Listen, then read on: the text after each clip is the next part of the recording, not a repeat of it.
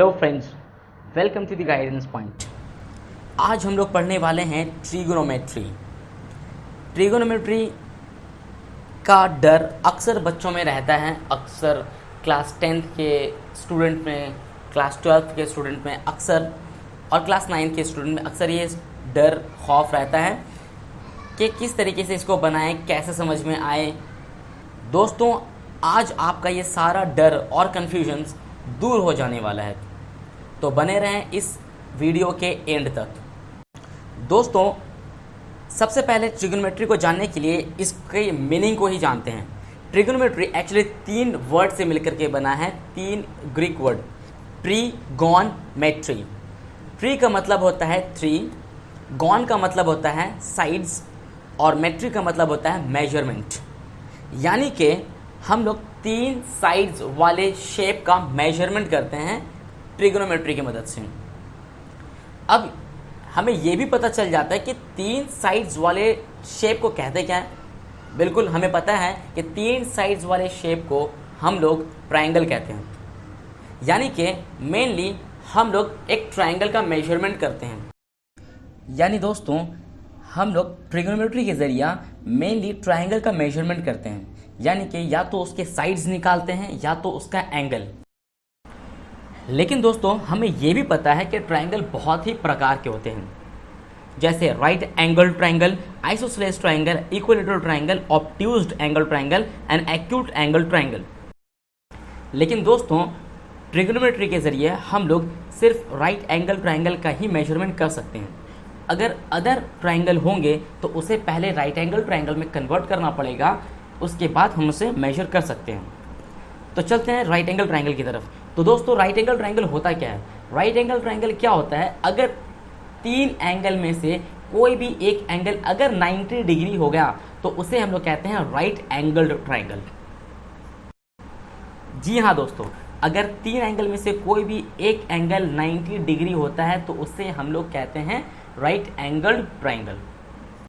तो चलिए दोस्तों, जानते हैं राइट एंगल ट्रायंगल में कौन से साइड को क्या कहते हैं। तो दोस्तों, चलते हैं एक ट्रायंगल लेते हैं ABC, जो B पर 90 डिग्री है और A पर मान लेते हैं उसका एंगल थीटा है। तो देखते हैं दोस्तों, ये साइड जो BC होता है, चूंकि ये साइड एंगल थीटा के अपोजिट में होता है, इसीलिए इसे हम लोग कहते हैं side opposite to angle theta. साथ ही साथ इसे हम लोग परपेंडिकुलर भी कहते हैं, और इसे शॉर्ट में हम लोग P से डिनोट करते हैं। यानी कि जो साइड खड़ी लाइन है, इसे BC को हम लोग परपेंडिकुलर भी कहते हैं या side opposite to angle theta भी कहते हैं। चलिए आते हैं दूसरे साइड की तरफ, AB की तरफ। AB चूंकि एंगल थीटा से जुड़ा होता है, इसीलिए इसे हम लोग कहते हैं एडजेसेंट टू एंगल थीटा। यानी इस साइड को कहते हैं side adjacent to angle theta. दोस्तों, चूंकि एडजेसेंट का मतलब होता है जुड़ा हुआ या लगा हुआ, इसीलिए इसका नाम ऐसा है दोस्तों। और इसे हम लोग बेस भी कहते हैं, यानी AB को side adjacent to angle theta भी कहते हैं और बेस भी कहते हैं, क्योंकि बेस का मतलब आधार है और इसी साइड पर ये ट्रायंगल पूरा बना हुआ है, इसीलिए हम इसे बेस भी कहते हैं। दोस्तों, चलते हैं तीसरे साइड की तरफ। जो साइड AC है, इसे हम लोग कहते हैं हाइपोटेन्यूज, ओके, और इसे हम लोग डिनोट करते हैं H से। यानी कि दोस्तों, यहाँ पर मेरा 3 साइड आ गया, side adjacent to angle theta, side opposite to angle theta और हाइपोटेन्यूज। साथ ही साथ हम ये भी बोल सकते हैं परपेंडिकुलर, बेस और हाइपोटेन्यूज, H, B और P। लेकिन क्या हर कंडीशन में साइड्स वही होंगे? नहीं, बल्कि जब हम लोग एंगल चेंज करेंगे तो उसी के अकॉर्डिंग साइड्स का नाम भी चेंज हो जाएगा। यानी कि अगर हम लोग एंगल A के बजाय C लेते हैं तो मेरा साइड्स भी इंटरचेंज होकर के जो एडजेसेंट है वो साइड अपोजिट, और जो साइड अपोजिट है वो एडजेसेंट ऑफ द एंगल हो जाएगा। यानी बात सिंपल है, एंगल के अपोजिट वाला हमेशा साइड अपोजिट टू एंगल होगा और एंगल से जुड़ा हुआ साइड हमेशा एडजेसेंट टू द साइड हो, एडजेसेंट टू द एंगल होगा। दोस्तों, अब जब हम लोग राइट एंगल ट्रायंगल के बारे में जान ही चुके हैं और उसका परपेंडिकुलर, बेस और हाइपोटेन्यूज के बारे में भी जान चुके हैं, तो इससे रिलेटेड एक बहुत ही इंपॉर्टेंट थ्योरम याद आ रहा है जिसे हम लोग कहते हैं पाइथागोरस थ्योरम, और इसका बहुत ही इंपॉर्टेंट इक्वेशन है h square is equal to B square plus P square, यानी कि हाइपोटेन्यूज का square is equal to base का स्क्वायर प्लस परपेंडिकुलर का स्क्वायर।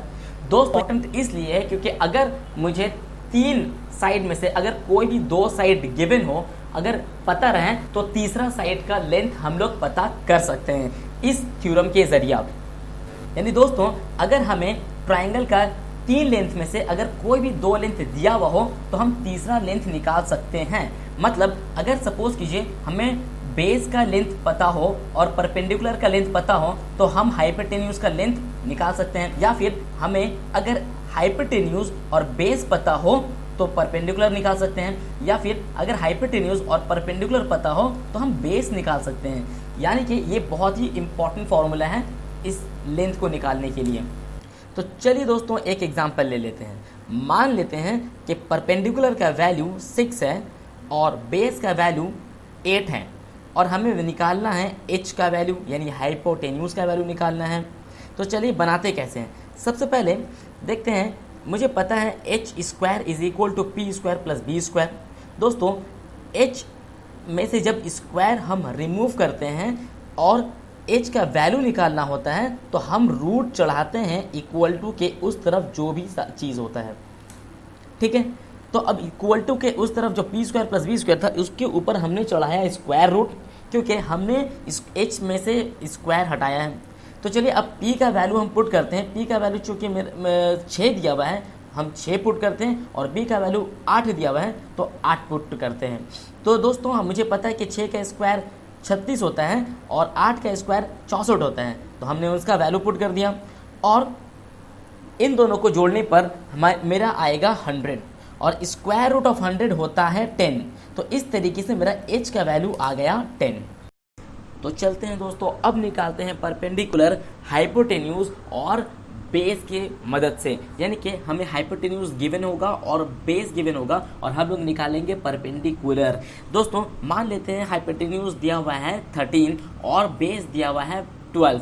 तो अब देखते हैं कैसे निकालते हैं perpendicular. Pythagoras theorem h square is equal to P square plus B square. हम थोड़ा सा यहाँ पर अरेंजमेंट ये करते हैं कि पी स्क्वायर को पहले लिखेंगे और इक्वल टू के उस तरफ हम बी को लेकर के चले जाएंगे। तो फॉर्मूला कुछ इस तरीके से बनेगा, P square is equal to H square minus B square. तो सबसे पहले दोस्तों यहाँ पर भी पी के ऊपर से जब स्क्वायर हम रिमूव करेंगे तो मेरा H square minus B square के ऊपर स्क्वायर रूट चढ़ेगा। और इसी तरीके से h का वैल्यू 13 दिया हुआ है, हम h की जगह पर 13 पुट करेंगे तो 13 का स्क्वायर हो जाएगा, और माइनस b के जगह पर 12 पुट करेंगे, b का वैल्यू 12 पुट करेंगे तो वहाँ पर 12 का स्क्वायर हो जाएगा। दोस्तों 13 का स्क्वायर हम देखते हैं तो 169 आता है, तो 13 के स्क्वायर के जगह पे 169 पुट करेंगे और 12 के स्क्वायर के जगह पर 144 पुट करेंगे। तो इन दोनों का आया 169 माइनस 144। दोस्तों इन दोनों को जब सब्ट्रैक्ट करते हैं तो आता है 25। दोस्तों स्क्वायर रूट ऑफ 25 हमें पता है होता है 5। इसी तरीके से मेरा आ गया परपेंडिकुलर का वैल्यू 5। दोस्तों इसी तरह से हम लोग बेस भी निकाल सकते हैं जब हाइपोटेन्यूज और परपेंडिकुलर दिया हुआ होगा। दोस्तों उम्मीद है आप लोगों को पाइथागोरस थ्योरम का एप्लीकेशन समझ में आया होगा। तो बढ़ते हैं आगे। दोस्तों चलिए अब जानते हैं कि आखिर ट्रिग्नोमेट्री हम सीखते क्यों हैं। दोस्तों ट्रिग्नोमेट्री सीख करके हम ऊंचे से ऊंचे बिल्डिंग की लंबाई मालूम कर सकते हैं, कुतुब मीनार की लंबाई मालूम कर सकते हैं। दोस्तों बिना मेजर किए हम उसका डिस्टेंस पता कर सकते हैं। दोस्तों अगर कोई छत पर खड़ा होकर के किसी पॉइंट को देख रहा है तो उसका डिस्टेंस भी पता हो सकता है कि उस बिल्डिंग से उस पॉइंट का डिस्टेंस क्या है, या उसका एंगल क्या है, या उसकी लंबाई क्या है। दोस्तों ये बिल्डिंग की ऊंचाई, दोस्तों अगर कोई शिप किसी पानी में है अगर समंदर में जा रहा है तो एक टावर पर जो लाइट हाउस होता है उस पर खड़े रह करके भी हम लोग उसका डिस्टेंस पता कर सकते हैं कि वो शिप पानी से कितनी दूरी पर है। दोस्तों इस तरीके से बहुत अच्छे एप्लीकेशंस हम लोग जानते हैं ट्रिग्नोमेट्री की मदद से। तो चलते हैं आगे बढ़ते हैं। तो अब आते हैं दोस्तों ट्रिग्नोमेट्री के असली मैदान में, ट्रिग्नोमेट्रिक रेशियोज। दोस्तों ट्रिग्नोमेट्रिक रेशियोज होते क्या हैं और होते कितने हैं। दोस्तों ट्रिग्नोमेट्रिक रेशियोज 6 होते हैं, साइन, कॉस, टेंजेंट, कॉसेक, सेक और कॉट, ये 6 ट्रिग्नोमेट्रिक रेशियोज होते हैं। तो दोस्तों ये साइन, कॉस, टैन, टेंजेंट होता क्या है? दोस्तों याद रखें, साइन शब्द का सबसे पहले इस्तेमाल हमारे ग्रेट मैथमेटिशियन आर्यभट्ट ने किया था, और ये सब जान करके हमें बहुत ही प्राउड फील होता है कि हमारे इंडियन मैथमेटिशियन ने अपना बहुत योगदान मैथमेटिक्स की तरफ दिया है। दोस्तों ये साइन का, कॉस का, टैन का इस्तेमाल कैसे करते हैं? दोस्तों जब हम इसका इस्तेमाल करते हैं तो हमेशा साइन के साथ या कॉस के साथ हमेशा एक एंगल जोड़ना पड़ता है, जैसे कि थीटा। तो मेनली हम लोग थीटा इस्तेमाल करते हैं। इसके अलावा दूसरा कोई भी लेटर इस्तेमाल कर सकते हैं, जैसे कि साई। अब दोस्तों ये थीटा, अल्फा, बीटा, ये आयोटा, ये होता क्या है? दोस्तों ये अल्फा, बीटा, गामा, डेल्टा, जेटा, थीटा, पाई, फाई, ये सारे चीज़ें ग्रीक अल्फ़ाबेट के लेटर्स हैं जो एंगल को रिप्रेजेंट करते हैं, और साइन, कॉस, टैन इन सब चीज़ों के साथ एंगल को रिप्रेजेंट करने के लिए इस्तेमाल किया जाता है। दोस्तों अब चलते हैं sine theta, cos theta, tan theta का रिलेशन ट्रायंगल के साइड्स के साथ क्या होता है। दोस्तों याद रखें, साइन थीटा का रिश्ता हाइपोटेन्यूज, परपेंडिकुलर और बेस के साथ क्या होता है, या कॉस थीटा का रिश्ता परपेंडिकुलर, बेस और हाइपोटेन्यूज के साथ क्या होता है वो देखते हैं। तो सबसे पहले दोस्तों याद रखिए कि साइन थीटा जो होता है वो परपेंडिकुलर बाई हाइपोटेन्यूज होता है, और कॉस थीटा जो होता है वो बेस बाई हाइपोटेन्यूज होता है। टैन थीटा जो होता है वो परपेंडिकुलर बाई बेस होता है। तो दोस्तों इसे एक ट्रिक के जरिए याद रख सकते हैं। दोस्तों आप पंडित जी का एक मंत्र याद कर लें, पंडित बद्री प्रसाद हर हर बोले। दोस्तों ये मंत्र याद कर लें, पंडित बद्री प्रसाद हर हर बोले। अब इसे कैसे याद करना है समझ लीजिए। साइन थीटा का रिश्ता होता है P/H, ठीक है दोस्तों। कॉस थीटा का रिश्ता होता है B/H, टैन थीटा का रिश्ता होता है B/P। तो इस तरीके से हम याद रख सकते हैं इस मंत्र के जरिए। दोस्तों बिल्कुल ना भूलें इसे। तो अब देखते हैं कि साइन थीटा का रिलेशन दूसरे ट्रिगोनोमेट्रिक रेशियो के साथ क्या होता है। तो याद रखें दोस्तों एक चीज, साइन थीटा और कॉसेक थीटा एक दूसरे का रेसिप्रोकल होता है, यानी एक दूसरे का उल्टा होता है। यानी साइन थीटा 1/कॉसेक थीटा के बराबर होता है। इसी तरीके से कॉस थीटा सेक थीटा के रेसिप्रोकल होता है, यानी कॉस थीटा जो है 1/सेक थीटा के बराबर होता है। इसी तरीके से टैन थीटा और कॉट थीटा एक दूसरे का रेसिप्रोकल होता है, यानी टैन थीटा जो है वो 1/कॉट थीटा के बराबर होता है। तो दोस्तों इससे एक और बात याद आ गई, अगर साइन थीटा का वैल्यू मेरा P/H है तो चूंकि कॉसेक थीटा उसका रेसिप्रोकल है, यानी कि उसका उल्टा है, तो कॉसेक थीटा का वैल्यू हो जाएगा H/P। इसी तरीके से सेक थीटा का वैल्यू हो जाएगा H/B, और कॉट थीटा का वैल्यू हो जाएगा B/P। तो दोस्तों ये आप याद रख सकते हैं इसके जरिए। दोस्तों इससे एक और बात याद आ गई, इसे अप्लाई कैसे करना है। यानी सपोज कीजिए साइन थीटा का वैल्यू आपको दिया हुआ हो 1/2, तो कॉसेक थीटा का वैल्यू क्या होगा 2/1।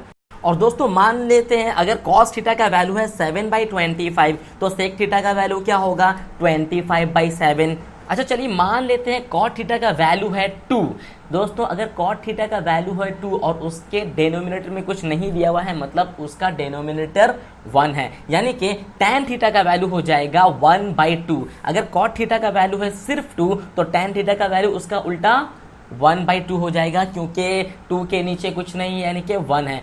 तो दोस्तों इसी तरीके से हम इसको एक दूसरे का उल्टा या रेसिप्रोकल कह सकते हैं। दोस्तों एक बात आप याद रखें, साइन थीटा और कॉस थीटा का वैल्यू कभी भी 1 से ज़्यादा नहीं हो सकता, 1 से हमेशा कम होता है। और टैन थीटा का वैल्यू 1 से कम भी हो सकता है और 1 से ज़्यादा भी हो सकता है, इस बात का ख्याल रखें।